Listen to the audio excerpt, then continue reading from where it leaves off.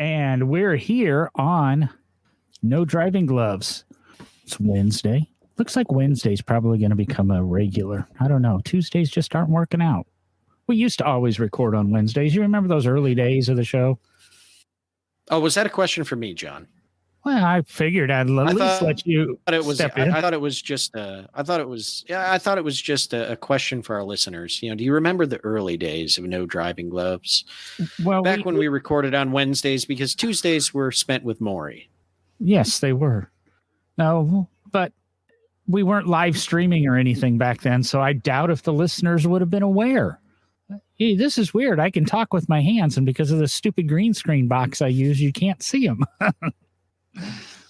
Oh, so after we got some great feedback, and we get feedback on some of our episodes, but we got some pretty good feedback on last week's episode of the 5-minute round robin. So be looking for more of those to come in, because I don't know, we knocked out 10, 12 topics last week and created a lot. Probably get closer to 15. I think we each had 3. I mean, I don't know. That would be 9.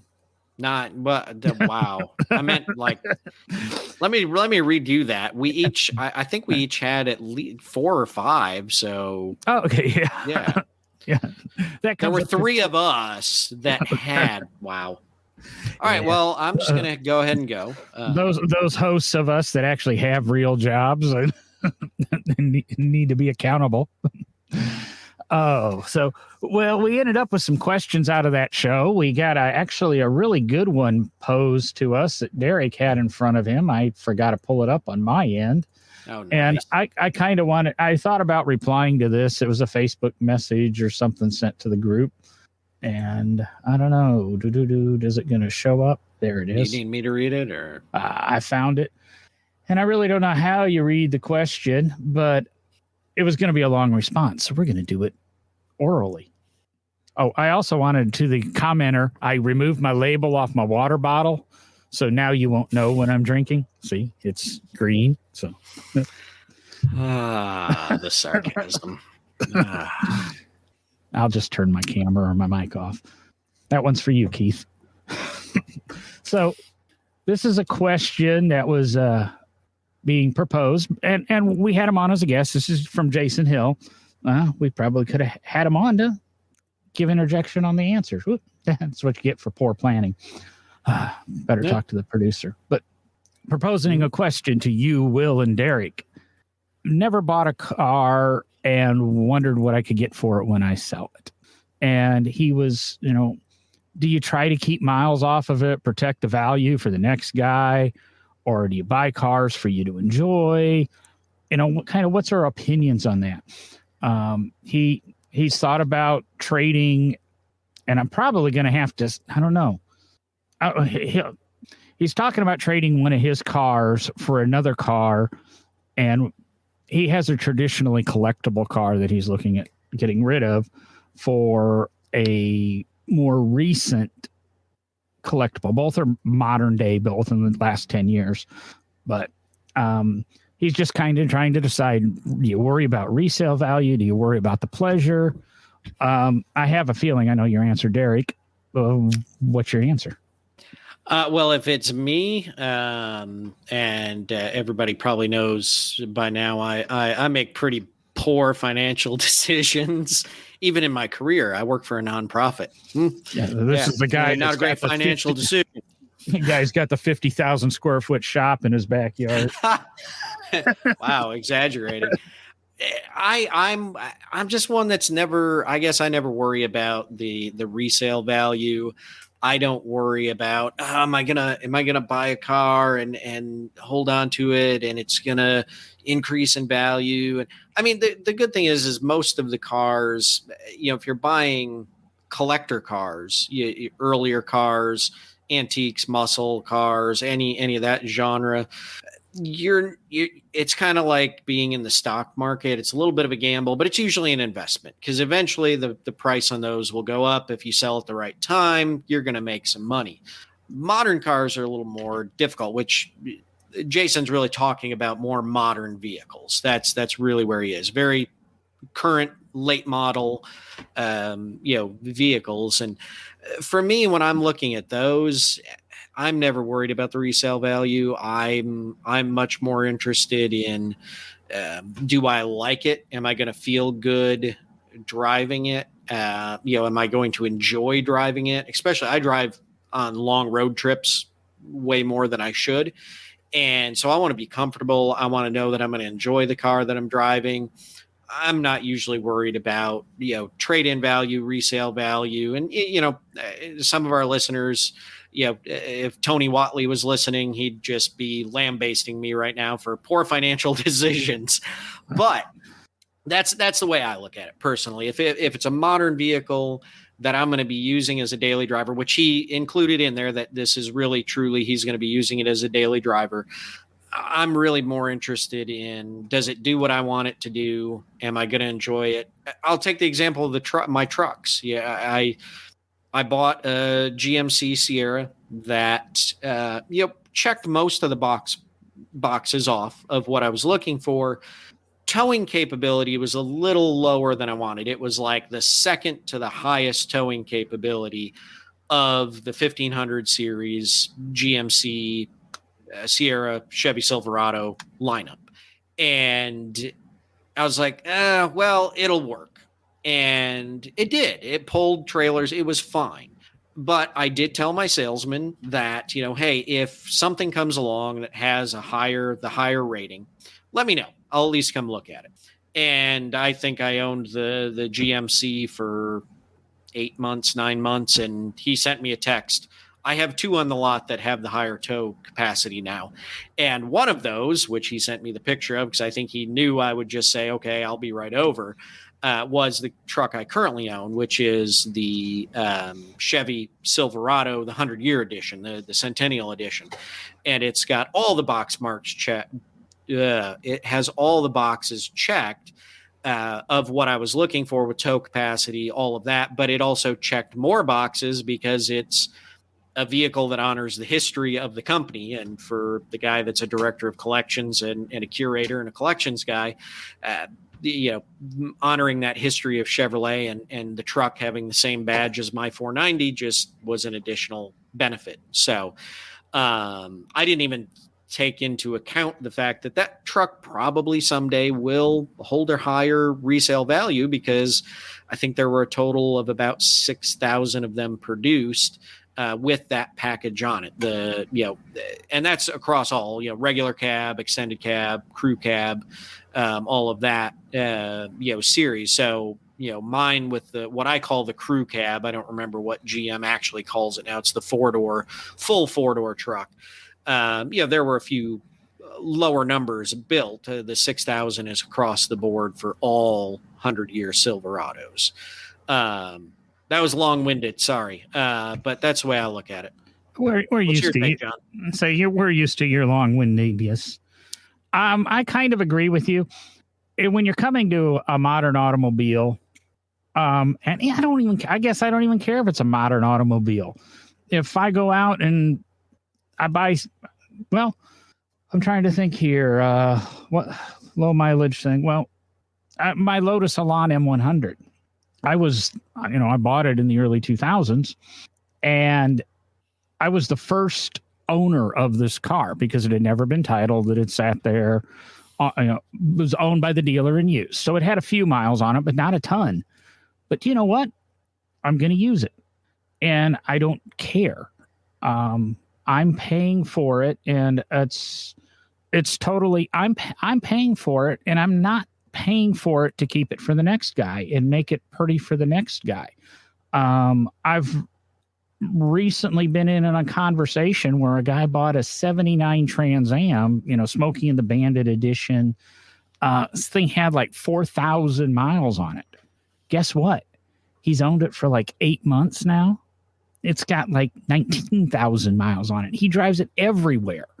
Why you buy it? Whoever's owned this car for what is that, 40 years now, saved it for him to have a brand new car. Does that make sense? I mean, yeah, sure.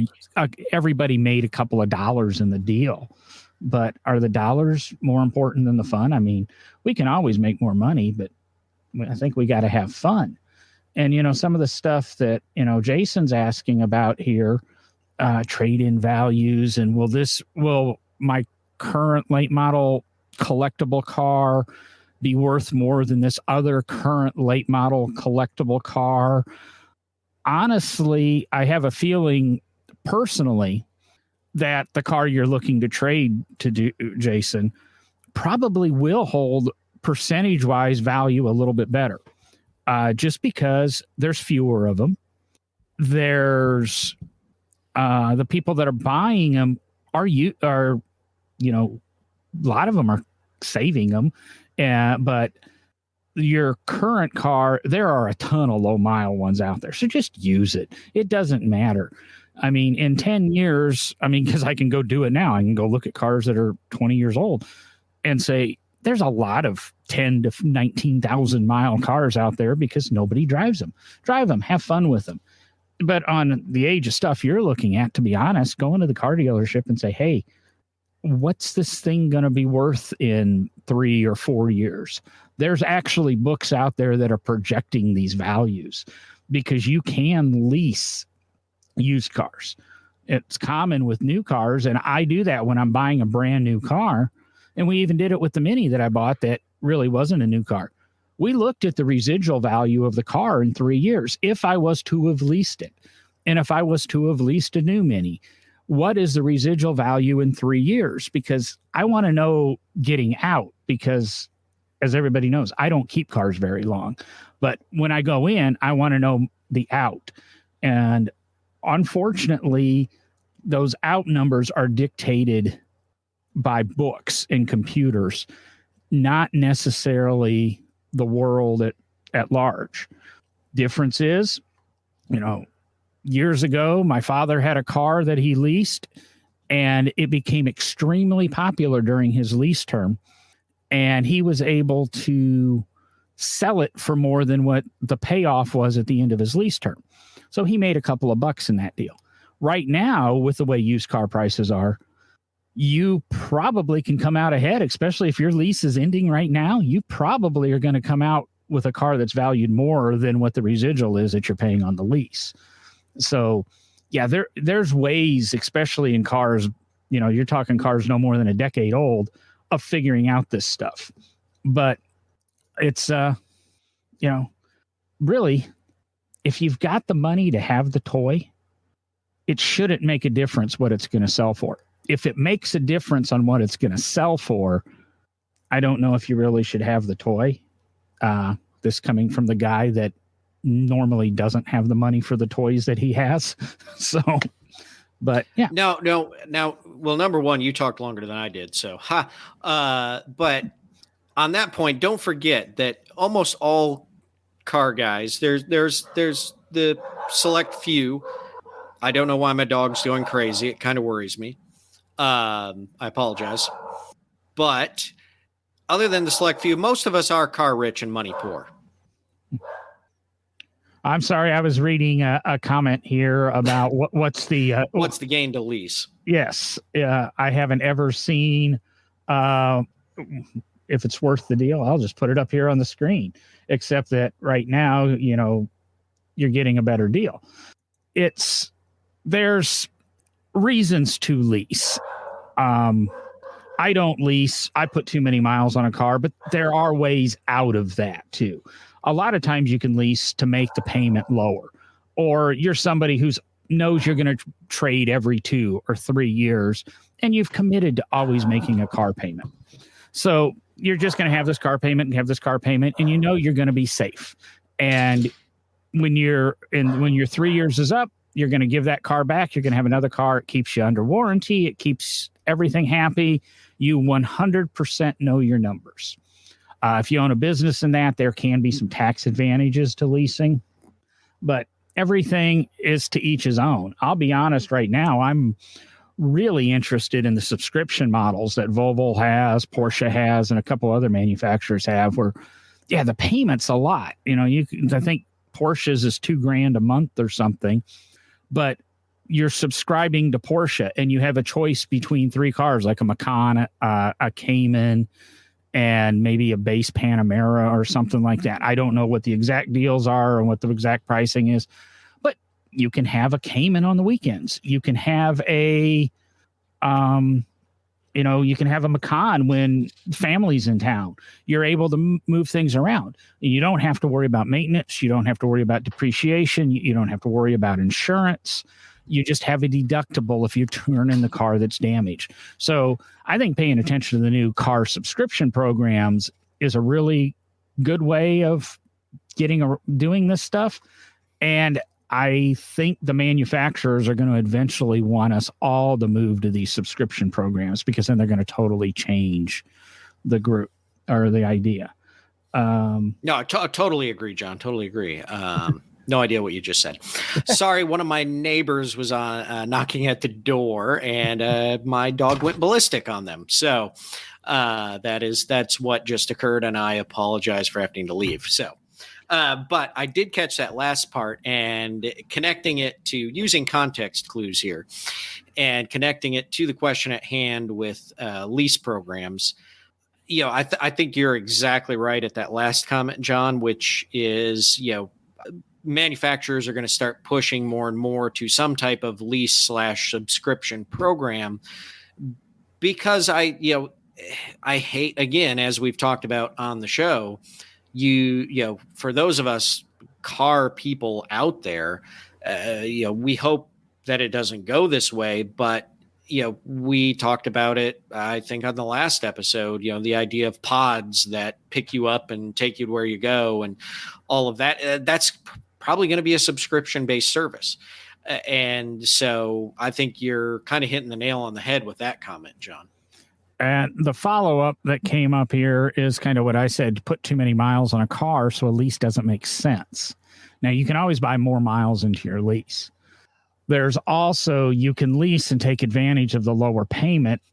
And there is, depending on the type of lease you have, there is a way out that you're not going to end up paying the huge mileage penalties. It's kind of a loophole. A lot of people take advantage of it. I really don't know since I'm not an attorney and I'm not a financial advisor, I don't know if I want to tell you the loophole. But if you do some research, there are ways you can lease a car and you don't have to worry about the mileage. But you really have to play the game carefully. And I think people who've been listening to the show for the last few years know I love to manipulate the system. So we can go with that one. We were talking on Jason's question. This one's for you, Derek, because this one came up in a Facebook group that I was in. It might have been Obscure Cars or something. And a guy posted something and goes, I'm thinking about buying this. And of course, the next 60 comments are Miata. Miatas is always the answer. That's what Miata stands for. Miata is always the answer. But the guy had posted a picture of a Pontiac Solstice and thought it would be a fun, cool car to have. As a previous Solstice owner, what's your thought on that one?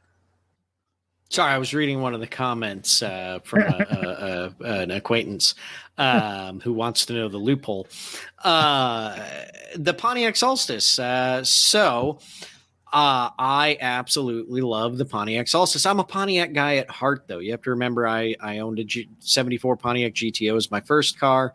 I've always loved most of Pontiac styling, most of Pontiac. Yeah, I mean, the history of Pontiac is interesting, and I absolutely love the car. It has an interesting backstory, with the team at GM wanting to bring out something, almost a modern version of the original Corvette, the 53 Corvette.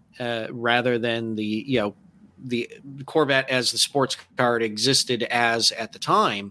They wanted to bring out something as a smaller, compact, really a Miata, competition car. And in my opinion, it was a fantastic car. I absolutely loved the one I owned. It was a blast to drive. I've driven Miatas as well. They are fun too. But this, to me, the styling of a Miata leaves a lot to be desired, whereas the Solstice and truly the Sky Roadster, same car, different body panels, they both have great styling. Now, I get a little hard time with that, especially from my lovely wife. She absolutely hates the styling of the Pontiac Solstice. He does not like round, kind of bulbous, as she uses the term, cars that kind of have those very round features. Whereas on the Solstice, I thought it looked good. I do like the Corvettes that have very sharp lines, the C8, the C7, but it's all in personal taste. But I owned that car for quite a while and I loved it. I mean, it was a fantastic car. I would honestly, if it's me, I'm going to recommend the Solstice over the Miata. I think they each have their place, and I defended the guy with for buying the Solstice. I mean, the Miata is a great car, but you take a Miata to any Saturday night cruise, you parked your Mazda in the parking lot. You park a Solstice, people are going to talk about it. It's being different. It's being odd. Yeah, the people are what keep this car hobby together, but that unusual car or something different gets more people to come over and talk to you, and you get to meet more people. That's it's one of the reasons I think I really got into Lotus for a long time. Is it's the oddball out. You go anywhere with something that's different, people talk to you about it, and you're accepted no matter what. I mean, I think you can show up anywhere with a Solstice, and if you really have the bucks, you show up with a Mallet Solstice. Is it Mallet that did that? With the LS power. Yeah, you're going to have a lot of friends. People are going to talk to you. Miatas, I don't think so much. You show up at an autocross with a Solstice or a Miata, the Miata is going to get more attention. But I think in the while you're buying your car to have fun and maybe get people to look at you, I think the Solstice is the way, is the right decision. I don't think there's anything wrong. You just buy, it's your money again. Buy what you want and enjoy what you have. And when you take your Solstice somewhere and another one pulls up, you sell it and go out and buy a Lloyd custom bodied Lloyd microcar. Because, I mean, if you got to be the odd man out. You go loopholes here. I'll go back a little bit here to Jamie. Just think leasing is an alternative way to finance your vehicle. Depending on your lease contract, read it. It doesn't necessarily say you have to sell it back to the leasing company. That's how you get out of it. Is that cryptic enough for you? And we highly recommend you never take advice from any of us. Yeah. And Lane, that's exactly why I have a Mini Cooper now, because I got more money for my Fusion when I traded it than when I paid for it. And the reason I bought my Fusion when I bought it is because it was the exact same reason you did with your 18 to 17 as you're comparing here in the comments on your trucks. My 19 Fusion was cheaper than buying a 2017 Fusion used with 30,000 miles. And when I traded that Fusion here 4 weeks ago or whatever, I got more money than what I paid for it in 19.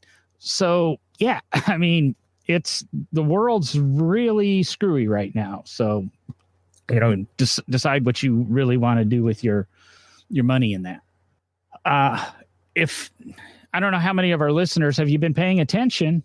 He says he might have it. Might have understood my cryptic comments.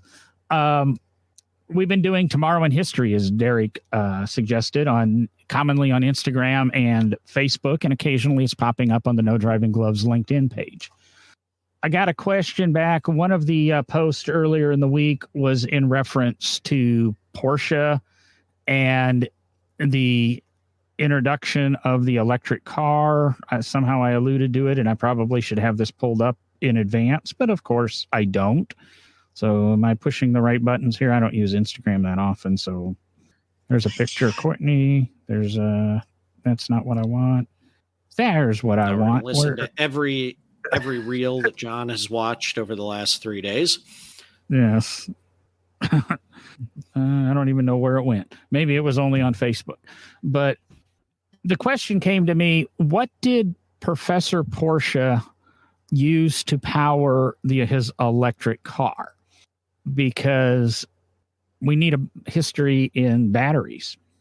It was a battery-powered electric car, was it not, Derek? That is correct, John. So, do you know any of the history of batteries? Because that's really got me thinking is where batteries and when did batteries become when were they invented? You know. Well, batteries have been around. Okay, so batteries have been around an extremely long time. There's been understanding of how to build a battery for a very long time, especially dry cell batteries. And you have to remember that a lot of early automobiles were run on dry cell batteries, not wet cell batteries, number one. But they have actually found rudimentary batteries. In archaeological digs in Roman times. There have been understanding of the science of batteries for a very long time. Battery is a very old technology, even down to the ability to essentially use the energy of something like a potato to create a battery. Yes, you can do it. Look it up. But there were kits in the back of my boy's life all the time. Exactly. So Porsche, and see, I was trying to pull it up as well, John, and I'm having all kinds of problems because it's a German page that's wanting to fight me. Oh, I would say I found our post, and it was actually referring to Ferdinand Porsche got out of French prison on August 1st, and I guess I forgot to put the year in there, but his first car that was I used as a picture was his electric car from 1898. Yes, 1898. It was actually designed, but it didn't carry the Porsche name.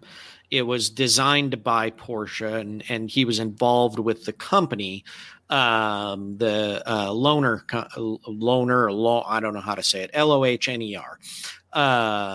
And yes, it was an electric vehicle. I have not studied up on. I know the vehicle. I've read a little bit about it. I personally have not studied up on the battery technology that was used for it. A quick reading here on some of the Porsche history stuff. They call it an octagon electric motor. I don't know what that is. I apologize. Had I known John was going to throw this at me, I would have done my research. But I told him in a text I told you in a text 2 hours ago. Yeah, 2 hours ago. Well, I was still working, and then I had to come home and have dinner with the family and do all that. But Porsche also would go on to design hybrid vehicles as well and use electric motors in the hub. So he actually used electric hub motors. He was very ahead of his time and used basically cutting edge technology at the time to build fully electric as well as hybrid vehicles coming out of the Lohner company and some of the other companies he was working with. And I want to remind people that between about 1890, let's say 1896, 97, and about 1903, electric automobiles were the highest selling vehicles in the United States. There were more electric vehicles being sold than any other steam or gas power. So electric was known back then, and it was heavily utilized back then in the auto industry. I just wanted to touch on that one for a second. That was, another one of the questions that had popped up during the week on various social media. Hang on, because I want to touch on Lane's last comment here. You can't throw out a shout out to one of the hosts that didn't make it tonight. Okay. No, Will's absent this evening. He's working. I believe he's going to Louisville for one of the shows this weekend. John, we're in the South. You have to pronounce it correctly. It's Louisville. I'm not in the South. You're in Birmingham. You're further south than I am. Yeah, I'm in denial though. That's That's in the north. It's in northern denial. Okay, so anyway, back to electric vehicles. What were you going to say, John? I wasn't going to say anything Or did about I electric. cut you off and you lost your train of thought where we do Yes. realize trains are electric, right? And they're just a big diesel generator. Well, diesel electric? It's hybrid technology. oh, let's see here. Oh, Jason just showed up. Jason, you're going to have to go back and listen to the beginning of the episode. First 20 minutes we spent on your question. Yep. Talked bad about you for the first 20 minutes. Yep. I told you, you know, that Volvo C30, that's the way to go. You trade your Ferrari for that. Did I say the cars? I didn't mean to do that. So where do we want to take this electric vehicle conversation? Let's get back to electric vehicles. I don't know if I want to get back to electric vehicles. We talk a lot about electric vehicles, and I don't know if there's a lot going on with them lately. I mean, all of a sudden, Tesla's on the back burner, and we're using rockets and stuff and sending billionaires in space. It sounds like remember the pigs in space from the Muppets? Now it's billionaires in space. See, now odd segue there. The viewer number is dropping. Yeah, it's ranging right up there with 0 to 60 times of Ferraris and Teslas.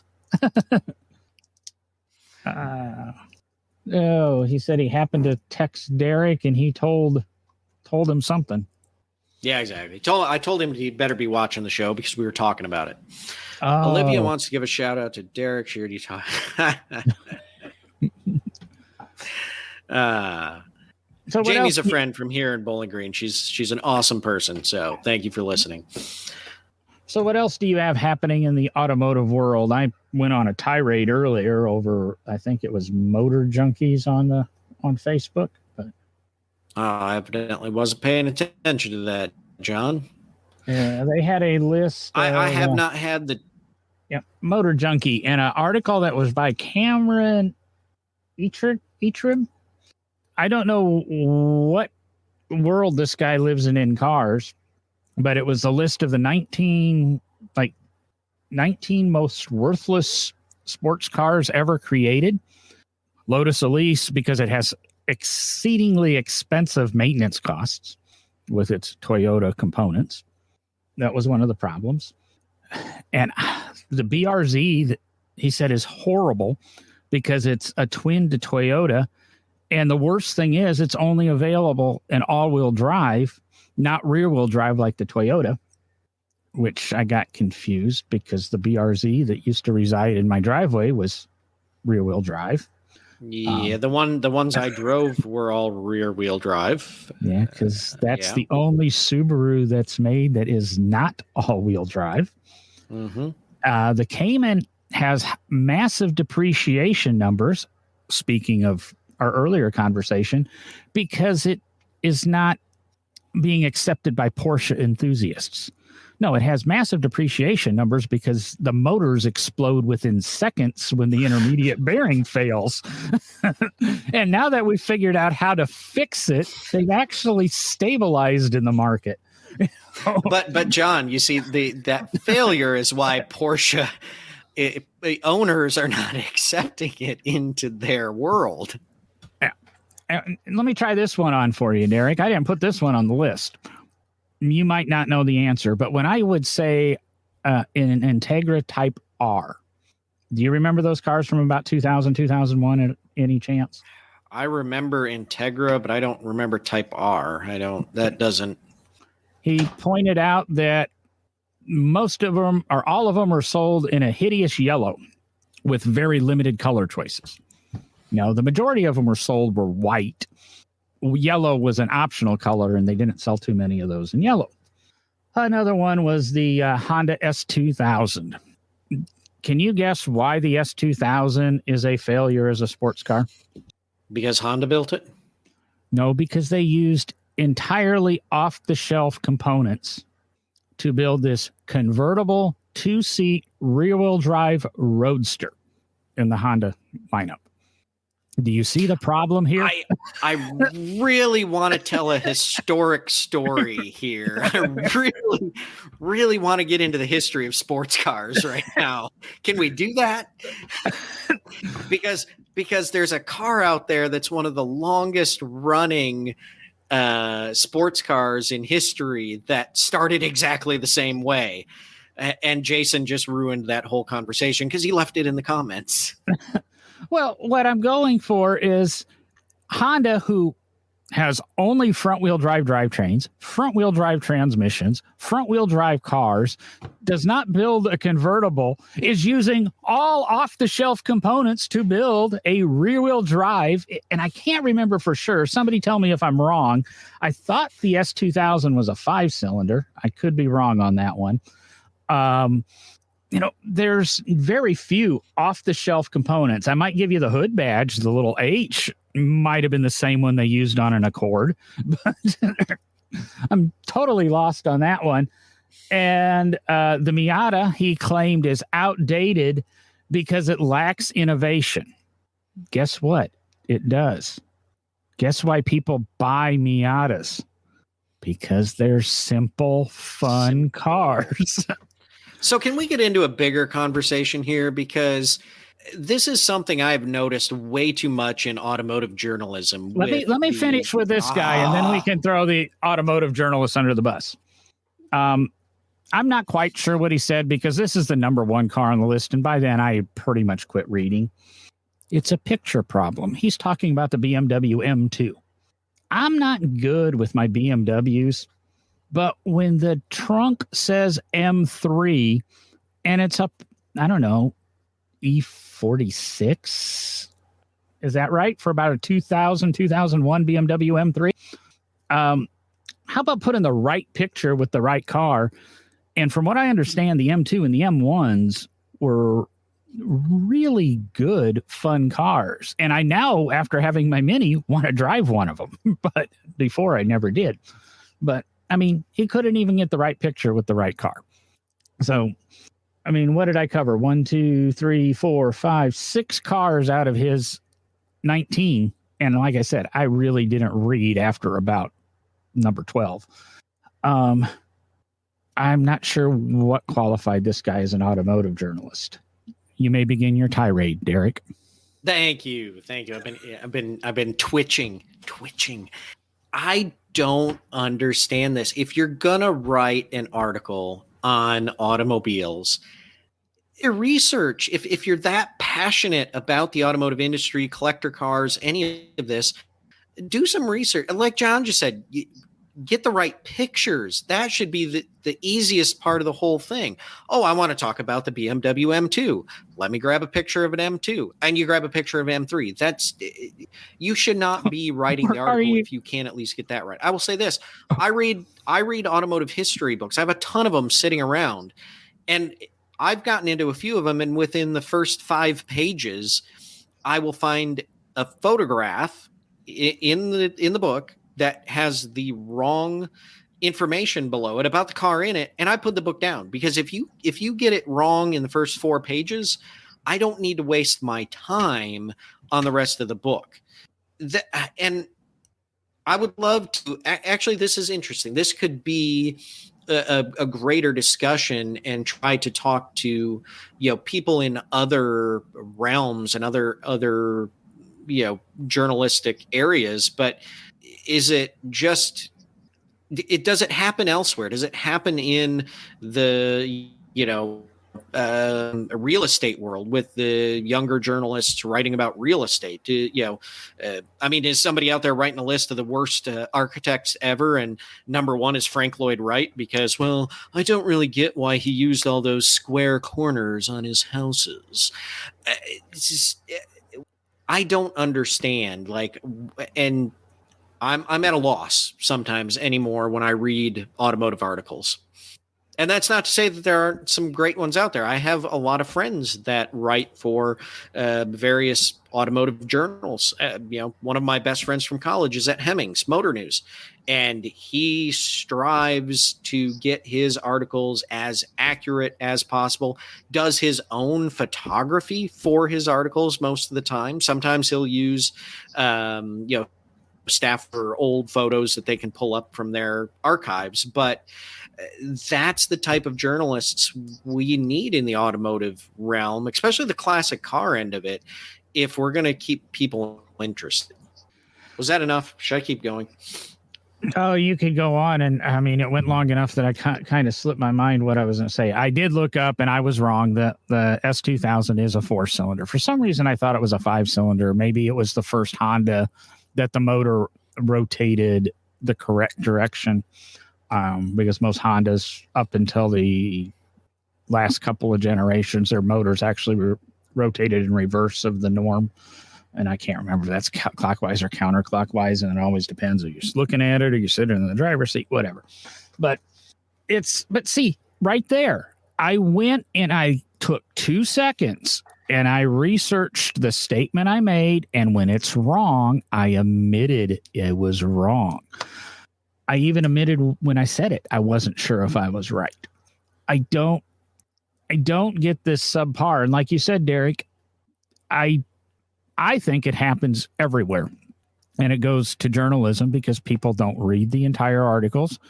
People read the headline, the worst sports cars ever, or whatever. And then they go, oh, Lotus Elise, BRZ. And they don't even read why the guy is saying it. I just know I'm not going to buy any of these 19 sports cars. Guess what? It's also the only kind of 19 sports cars that are still available. But there's some journalistic responsibility. We make mistakes in the show. We correct them when we can. I can't remember how many episodes have we done that we went back and tore apart articles with just off the cuff common knowledge, let alone, I mean, I could have researched every car on here, and I'm sure he was just about wrong on every one. I probably should have tried to see if I was a right one. Right. Here's the thing. Like, if it's an opinion piece and you want to write your opinion, and these are the things that I see wrong with the car, or these are the things that owners have complained about the car, that's one thing. But like John, when you get the basic facts wrong about the cars, there's no reason that you should be writing the article. If you can't, and I'm coming from a historian aspect of this.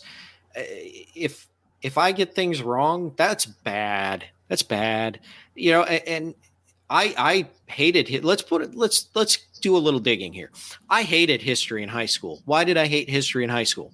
Because we just had to learn what was in the textbooks and make sure we could answer the test questions. I came from that generation of, teaching to the tests and all of that stuff. And it made me despise history because it was memorizing names and dates and all of those type of things. When I got to college, I was actually going for chemistry. I was going to be, chemistry degree, whatever, figure it out. And then I stumbled into the museum studies thing, thought that sounded interesting. Well, if you're going to do museum studies, you should think about actually a history degree. I hate history. Like the second or third class I took, I had a professor who, one of the kids in the class, this was not me. I think everybody knows me well enough that I wouldn't ask a question like this. Raised his hand. He said, well, are the tests going to be open book? And the professor looked at the guy and he said, you know what? Why not? He said, because even with the book open, you're not going to pass my test. History is not about memorizing names and dates and names of battlefields and things like that. So that's why historians write books. So we have them to reference and go back to, that we can make sure we're getting things right. True historians understand the importance of what happened at those events and how they impact the world today. I mean, that changed my perspective on history completely, because that's what it's about. It's about understanding things, knowing your basic facts or looking them up if you forget them, but understanding why the 1953 Corvette, and being assembled from almost all off-the-shelf parts that were modified other than a new fiberglass body, how that impacted the sports car market in America and led to the C8 Corvette, the mid-engine Corvette we have today. That's about being a historian. And there should be more pride in that in journalism if you're going to write articles that refer to the history of the automobile or historic fact about the automobile. Yeah. I did click the link in the Facebook post, and go to Facebook and you can find this article that I'm talking about on Motor Junkies. It's changed. When I posted it, there were only 19 cars on the list. There's 35 of them now. Oh, jeez. And I will say, okay, when we're getting down to 35, they're right on a couple. I mean, like number 34, the 84 to 96 Corvette. You know, that's easily probably one of the most flawed sports cars of history. I'm lying. See, insert sarcasm. Did you see the big little letters? Big little letters. I mean, there might be some legitimate ones on here. Cobalt SS, DeLorean. I mean, that's always got to be intermix. Guess what does appear on here? Not exactly the Solstice, but the Sky, the 370Z, which was a hell of a sports car when it came out. You know, it just got too long in the tooth. I don't know what his reason is. Okay, he specified 82 Mondial, so he's right there. But, I mean, go through the article. Leave us some comments on what your feeling is after you read it. I don't know.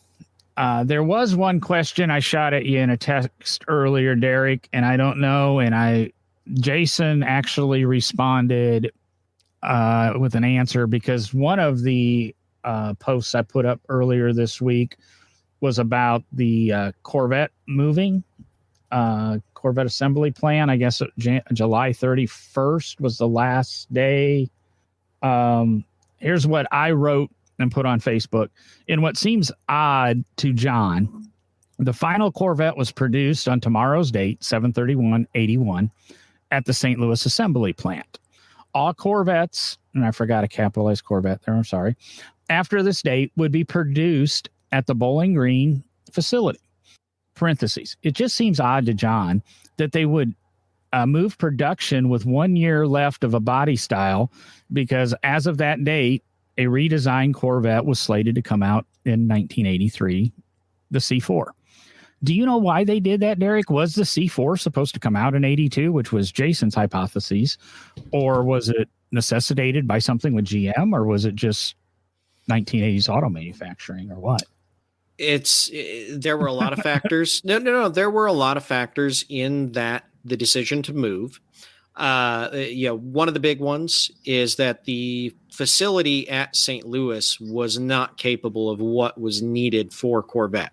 They were actually in the old building behind the new plant, producing the Corvettes. And that building, parts of it dated from the late 1920s. And although it had been retrofitted and updated some, it was not capable of the quality that they were aiming to start building with Corvette, especially the new 4th generation Corvette that was going to be coming out. That was going to be a car that needed to be really it's technologically advanced for the time, and it needed to be built in a quality fashion. It needed a new assembly line, and they knew that. General Motors was also looking at the fact that they were landlocked in St. Louis. They had no more land that they could purchase around the plant to make it larger and try to update the facility. They were stuck. They had to move the plant, and they looked all around the country. Bowling Green offered them some great opportunities, a lot of land that basically pretty much ensured that they would never be in a situation they were in St. Louis, where they wouldn't be able to expand and keep that, assembly line what it needed to be. So they were in kind of a point of, we just got to make this happen. We have got to make the move. We've got to get a new plant going. And so they began, retrofitting and rebuilding and renovating, whatever term you want to use here, the old Chrysler Industrial Air Conditioning plant here in Bowling Green, Kentucky, and turned it into an assembly line for Corvette. And, basically they just decided they're going to get production going at Bowling Green to start building Corvettes. That 1981 is the only year Corvette was built in 2 different locations, actually on assembly line at 2 different locations, St. Louis and Bowling Green, Kentucky. And once they knew the Bowling Green plant was up and running and ready to go, they shut down St. Louis and rolled with production in Bowling Green. The C4 Corvette was always intended to come out in 1983. There was no thought of it being in 82. They knew the 82 production was going to end.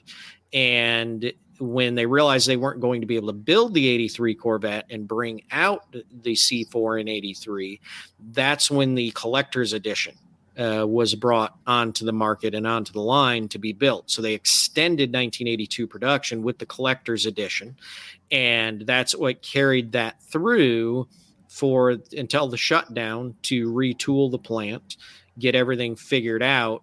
And yes, ladies and gentlemen, I will cover this here. If you have an early 1984 Corvette and you go to AutoZone or you go to Napa or you go to one of the parts stores and you give them your VIN number and they type it in, they're going to tell you you have a 1983 Corvette. I'm sorry, you do not. Every C4 Corvette starting production in, I think it was towards the end of March, I don't remember the date, of 1983. They started production early so they could get cars back on the lots and bring the new car out. They fall into what the federal VIN number kind of status is. They fall into being called a 1983. However, all of those cars are titled from factory as 1984s. Yes, they have parts on them, even from suppliers that are stamped with 83. That does not mean it's a 1983 Corvette. But in all reality, it was really the move to Bowling Green. That whole situation that happened at the end of the 3rd generation of Corvette was merely out of necessity of a better facility that could produce the car they knew they were going to be building. And I guess you said 2 things in there that I want to go back and comment on. Now that explains to me why the collector's edition Corvettes carried the same engines and fuel injection system that the 84s did, correct? Yes.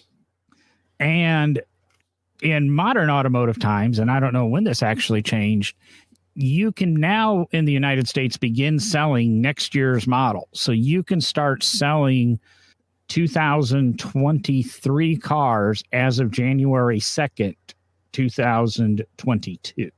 So it can't be more than 365 days prior to the model year it's being represented. So I get that falls back to even 83 in the Corvettes. And we all have experienced our AutoZone. What's the meme right now? It's even worse than the Walmart ones. It's bad when you've got to go into AutoZone and go in the back and get your own parts. Unfortunately, I've done that a few times.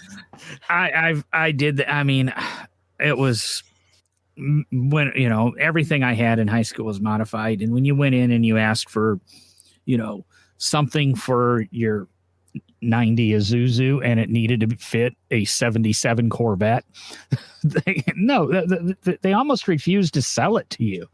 The best part is when you're just trying to figure out what parts might fit if you've got an oddball car and it looks like, you look at a part and you kind of cross-reference it in, either online or in old books you have or whatever. And the Lloyd, I was working on the Lloyd, the brake system. And man, those parts looked a little bit like Volkswagen. So I went in and I said, do you guys carry parts for like Volkswagens? I don't remember what the year range was that I think it was like 58 to 62, looked very similar, something like that. And of course the guy at the counter is like, we have some. Yeah. What car is it on? I said, well, it's on a 1958 Lloyd, but that's not going to help you any. And they didn't know what to do. I'm like, no, I want to look at a 58 to 62 VW part. So just type in 58 to 62 VW. Don't worry about what car it's on. That doesn't matter right now. I need to look at the part. And they just could not figure it out. Really a shame. And John, if I can go back, and one of my favorite things to talk about, and I know people are probably going to still hate me for this, there is no 1964 and a half Ford Mustang. I know we've had that conversation before. And the reason for the long pause is I was just talking to somebody or looking at a picture the other day because it was a 65 Mustang with the 64 and a half rear valance on it. So, so somebody called their car the right thing. That's what you're saying. Exactly. I can't remember. We must have had that conversation first time we met in 2008 or something at Barber's when you had the something, I don't know, something popped up in my memories with the original 63 Mustang prototype that you brought down. But I think we covered a lot on today's show. A lot of questions and comments still keep popping in. Let's see here, trying to see if there's anything. Yeah, with tooling changes in for Honda. Part number 121G. We all know that'll get you at AutoZone, I think. Unfortunately, I thought it was 121 GW, but maybe I'm wrong. That's for the wide body. Oh, okay. So the wide body, when you go and you take your plastic fenders from J.C. Whitney and stick them on your DeLorean.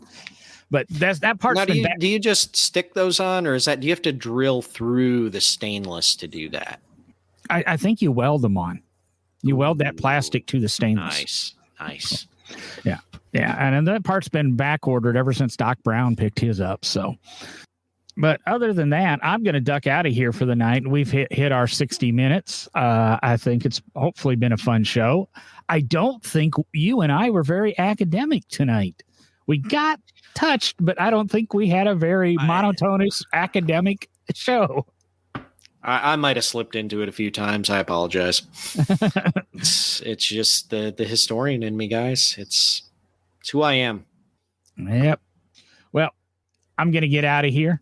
I'm trying to help broker a deal in Central Illinois on a car, or could be 2 or 3 now. I don't know. It's all of a sudden went from 1 person to 3 people, but hey, whatever works. More money in your pocket, man. Maybe. Other than that, I got a happy laughing face up there now. We must have did something right tonight. And look at that, me without arms. Or no forearm. I'm out of here. Talk to you next week. See you guys later.